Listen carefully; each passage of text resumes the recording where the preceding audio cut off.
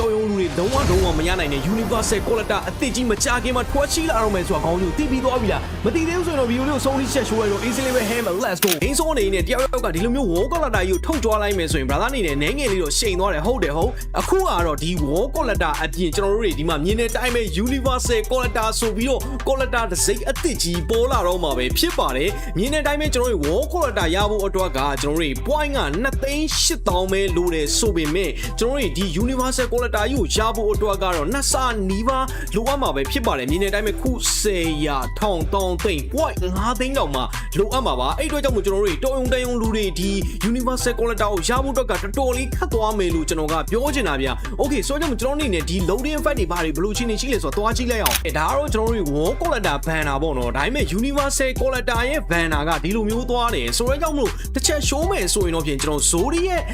second thing နဲ့နည်းနည်းလေးသွားပြီးတော့ဆင်တယ်လို့တော့ပြောရမယ်ဗျာအဲ့တဲ့ပူချမ်းတာကတော့ loading effect ဗျာဒီ loading effect ကတော့အားလုံးသိကြတယ်မယ် War Collector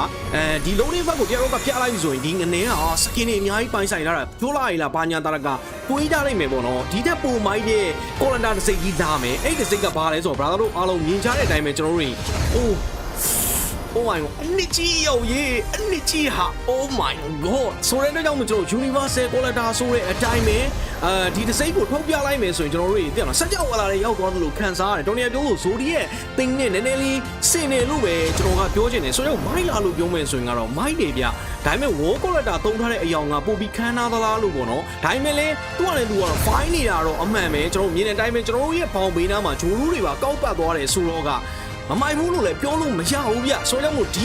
ီကျွန်တော်တို့ War Collector အပြင် Universal Collector ကိုပိုင်ဆိုင်မှုကတော့လူအ ਨੇ စုပဲဖြစ်လိမ့်မယ်ဘာလို့လဲဆိုတော့ point က9သိန်းတောင်မှထိုးတာဗျကျွန်တော်မှရှိရဲ့ point ရေအတွက်နဲ့ဆိုရင်တော့ဒီ Universal Collector ကိုကျွန်တော်ရနိုင်မလားဆိုတဲ့အတွေးမျိုးဝင်နေဆိုတော့ကျွန်တော်ရဲ့ point ကိုတစ်ချက်သွားစစ်မယ်ကောင်းမျိုးကျွန်တော်ကိုယ်လည်းမစစ်ရသေးတဲ့ဖြစ်ကြောင့်ကျွန်တော် point ဘယ်လောက်လဲတော့မသိဘူး9သိန်းတော့ရှိမယ်ထင်တာပဲပေါ့နော်ချက်သွားစစ်လောက်မယ်ကောင်းမျိုးကဲဒီ video လေးမဆက်ခင်ကျွန်တော်ရဲ့ fan တွေအတွက် giveaway ပေးထားတဲ့ကျွန်တော် epic skin ရဲ့ contribution ကိုကျွန်တော်ဖောက်ပေးတော့မှာပဲဖြစ်ပါတယ်ကျွန်တော်ကဘယ် video မှာပေးခဲ့ရလဲဆိုတော့ဒီ Mobile Legends 3D edit မြန်စုစည်းမှုဆိုတဲ့ video မှာကျွန်တော်ပေးခဲ့တာပေါ့နော်ဆိုတော့ကျွန်တော်ဒီ video ရဲ့ contribution တရားကိုရွေးချယ်မယ်ဒီနေ့တိုင်းပဲကျွန်တော် copy link လုပ်မယ်ပြီးပြီဆိုတာနဲ့ကျွန်တော်တို့ random comment picker တွေကိုသွားမယ်ဝင်ပြီးပြီဆိုတာနဲ့ကျွန်တော် link လေးချက်ထည့်မယ်ခင်ဗျာပြီးပြီဆိုတော့ကျွန်တော် comment ဘယ်လောက်ရှိလဲချက်ချီရမယ်ကောင်းမျိုးချက်လောက်စောက်ပြီးပါ let's go ဒီ comment လေးရင်းနေတော့မှာ brother တို့ကိုကျွန်တော်တောင်းဆိုချင်တာလေးတစ်ခုရှိရပေါ့နော်တကယ်လို့ brother တို့အနေနဲ့ကျွန်တော်ကိုတကယ်အားပေးတယ်ဆိုရင်ကျွန်တော် giveaway ပေးသည်ဖြစ်စေမပေးသည်ဖြစ်စေကျွန်တော် video လေးကြည့်တိုင်းမှာ like လေးပေးပြီး comment လေးတစ်ခုမှန်းခဲ့ဖို့အတွက်ကျွန်တော်ကတောင်းဆိုချင်ပါတယ်ခင်ဗျာ brother တို့အဆင်ပြေရင်ပေါ့နော်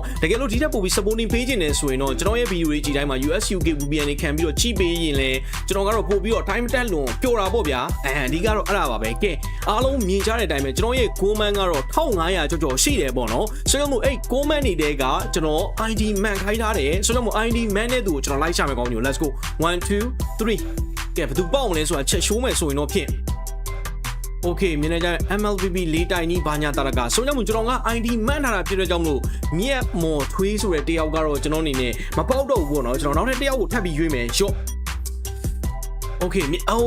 ဆိုရမဒီမှာ Sai Hanun 4021ဆိုတဲ့ brother ကသူ့ ID ကိုမှန်းထားတယ်ဆိုတော့မို့ epic skin ကန်ထူးသွားပြီပဲဖြစ်ပါတယ်ဆိုတော့မို့ဒီ epic skin ကန်ထူးသွားတဲ့သူတွေကကျွန်တော်ရဲ့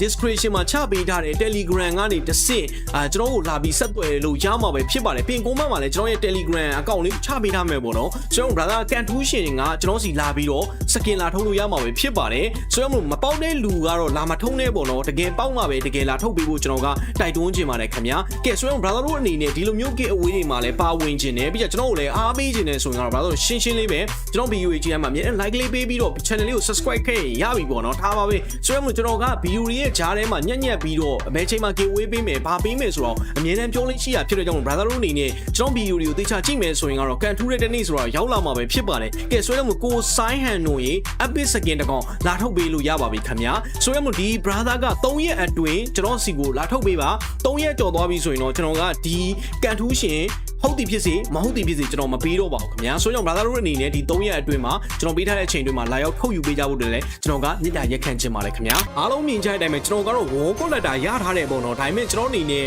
Universal Collector ရဲ့ point ကိုမိမလားဆိုတာကျွန်တော်ချက်လောက်သွားဆင်းလိုက်မယ် Evan BB ဆိုတဲ့ collection okay ဒီမှာချက် show မယ်ဆိုရင်